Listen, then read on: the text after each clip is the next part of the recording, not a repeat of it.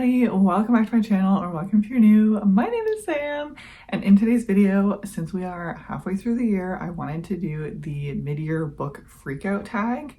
I've done this for the last couple years, I think, and I think it's fun to check in, see how my reading has been the last 6 months or this far in the year so far. I'm changing up my video schedule a little bit. Normally this week would be my monthly wrap up.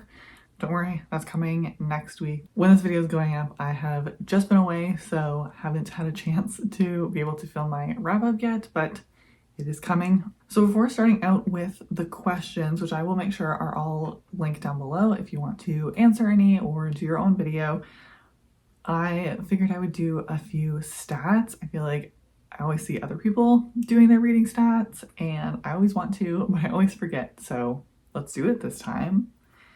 So my reading goal for 2025 was 100 books. I think I've done that for the last, I think 2024 was the first year that I did 100, maybe also 2023, but I'm doing 100 books again. I feel like that's pretty easy for me with the amount that I have read in the past 2 years or so, but at the same time it's a tiny bit of a challenge. So as I'm filming this, it's currently June 20th.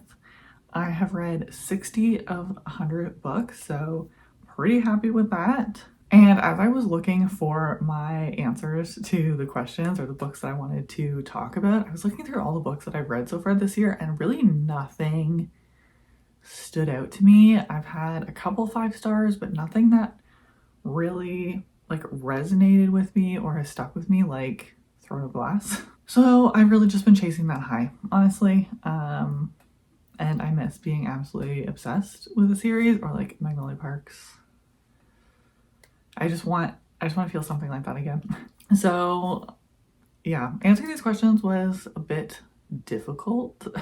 So let's just talk about what my opinions and feelings are, at least in this current moment. So question number 1 is the best book you've read so far this year.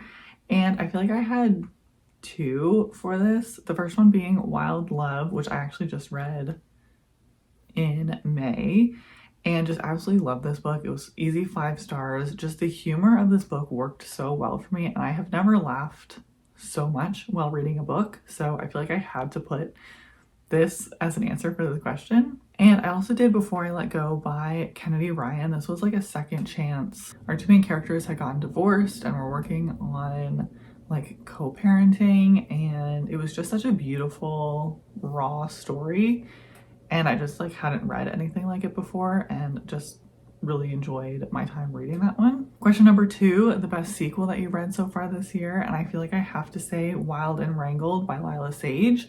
This is the last book in the Rebel Blue Ranch series. I ended up reading this on audio because that was literally the only way that I could read it without having to purchase it. And I don't know, there was just something about this that really resonated with me. I just absolutely loved their relationship, their like banter, the history that our characters had together, and you could tell how much they cared about each other. And I just feel like it was a really good end to the series. Question number 3 is a new release that you haven't read yet. And for this, I have to pick One Golden Summer by Carly Fortune. There's still a couple new releases that I have yet to get to because I'm waiting for my holds at the library, but this one I purchased right after release and like re-listened to every summer after, had a great time with that reread, and wanted to jump into this book almost immediately, and I just have not gotten a chance to. I have been drowning in library holds, but I'm really hoping to prioritize getting to this one very soon. Just the summer vibes and the characters in this like mini world of hers, I just love them so much. Question number 4, your most anticipated release for the second half of the year. I feel like I have to say Jessa Hastings' surprise release, Time of Your Life, which is coming out middle of July.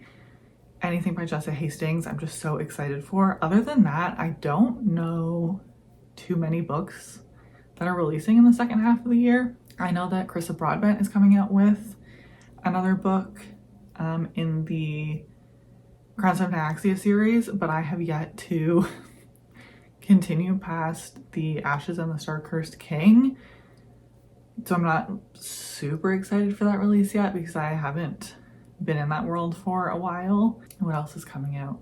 I'm pretty sure Pucking Strong is coming out soon as well by Emily Rath. That's the next book in the Jacksonville Rays series. It's like a very spicy hockey romance series, and I think this one is like strictly MM, which I don't think I've ever really read before, but I absolutely love this world and these cast of characters, so I'm very excited to get another book by Emily Rath. Question number 5 is your biggest disappointment, and I feel like I have to pick Fearless by Lauren Roberts for this one. I was pretty excited for this one. I feel like I was in the minority that I really enjoyed Reckless. I thought that the character development in that one was really good, but just with the events and the plot that was happening in this book, I could not root for our main characters, and I feel like the ending came out of left field and didn't really fit with the rest of the plot. So unfortunately, I did not have the best time with this one. For question number 6, this is your biggest surprise. For this one, I picked 2 books. One was a positive surprise and one was a negative surprise. So for my positive surprise, that was Deep End by Ali Hazelwood. I haven't been really loving Ali Hazelwood's recent releases prior to Deep End. So I went into this book with hesitant optimism that I was going to enjoy it, and I ended up really loving it. I thought it was really fun and talked about a lot of very important real things that happen when you are in academia. It was kind of like the internal feelings and pressure that you are under, trying to figure out what you're going to do with your life once you graduate. And yeah, I just felt there was a part of me in that book that I didn't know I needed to see at the time. And it just hit me a lot more than I thought it was going to. And then for my negative surprise, I haven't talked about this book yet on my channel because I have just read it in June. So it'll be in my monthly wrap up, but Just for the Summer by Abby Jimenez. I really thought that I was going to love this book, but unfortunately it just really did not work for me. I feel like the tone did not match the plot and the characters' ages, so unfortunately it just did not work for me. Question number 7 is your favorite new author, either debut or just new to you. And for this one, even though I've only read one of her books so far, which again, I think it might be mentioned in a vlog that was posted 2 weeks ago, but Melissa K. Rorich, which is the author of the Lady of Darkness series, which I just finished book 1 and absolutely loved it. Like, dare I say, gave me similar feelings that I got when I was reading Throne of Glass. So fingers crossed that continues for the rest of the series, but I will be immediately jumping into book 2. I'm just loving the world and the characters and just Melissa's writing overall. I thought it was fantastic. Another little spoiler in my June wrap up. Question number 8 is your new fictional crush. I really don't get obsessed with main characters in the way that I find a lot of people do online. To be fair, I also don't have like a celebrity crush or anything, but for this, I ended up picking Sam Penny from The Conditions of Will. He was just so wonderful to Georgia. He was so supportive and so just loving towards her, and I just absolutely loved it. And especially in Jess's writing, you can't go wrong. Question number 9 is your newest favorite character. And I feel like, again, I don't usually get obsessed with main characters unless they're from like fantasy books because we end up spending so long together. But for this one, I feel like when I was going through all of the books that I had read, Rosie Belmont really stuck out to me from Wild Love. She was just so funny and gave like cat energy that she just like was so chaotic and didn't have a care in the world. And I just loved her so much. So I'm gonna pick her. Question number 10, a book that made you cry. I feel like the only book that made me cry this year was Lady of Darkness by Melissa K. Rorich. Yeah, I don't think there was any others as far as I remember. Question number 11, a book that made you happy. For this one I picked First Time Caller by B.K. Borison. This was just so cute and swoony, and I was smiling and giggling and just having the best time reading this one. It was just such a sweet, realistic story, and I loved the radio show setting. I thought that was different and unique, and just, it was so sweet. Question number 12, the most beautiful book that you have bought this year. I feel like The Conditions of Will is the only book that comes to mind for this question.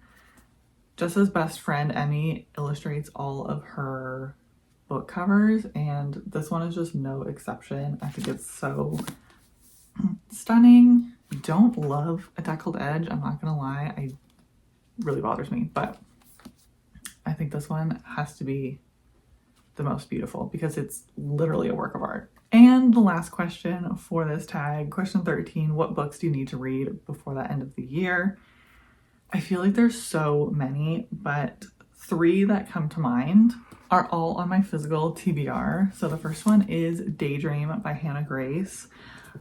I bought this like very soon after release, was very excited to read it, and just have not gotten around to it. I am really hoping to read this here shortly. I just need to finally read it and be done. I absolutely love the other 2 books in the Maple Hill series, so again, I don't know why I'm dragging my feet. And I also have Foxglove by Adeline Grace. I know this is on, or supposed to be on a TBR or something, and again, I just have not gotten around to it yet. Wisteria is coming out in the end of July in paperback, so I really want to finish this book so that I can pick that one up and read it almost immediately, and then again be done with another series off my list. Just like such a fun gothic, like, I don't know if this is set in the Victorian era, but that like historical Regency sort of vibe. Just so good and so fun. And lastly, a recent recurrence on my channel, The Nightingale by Kristen Hanna. This has been on 3 TBRs in a row, and I still have yet to read it. I was really hoping to get to this month, but again, just got drowned in library holds, and yeah, I don't want to sob at the office. So I need to like strategically read this book so that I can read it all while I'm like at home. I just really need to get to it. I've only heard the best things about Kristen Hanna, and I just need to finally jump in, bite the bullet, read it. I don't want this on my physical TBR anymore. But that is all the questions for this tag. I hope that you enjoyed. If you did, please give it a like so that I know. If you want to answer any of these questions, please do. I would love to hear your answers and chat with you about some of your favorite books, books that didn't live up to the hype for you. Answer any of the ones that you feel compelled to. I really hope that you have a great rest of your week, and I'll see you in the next one. Bye.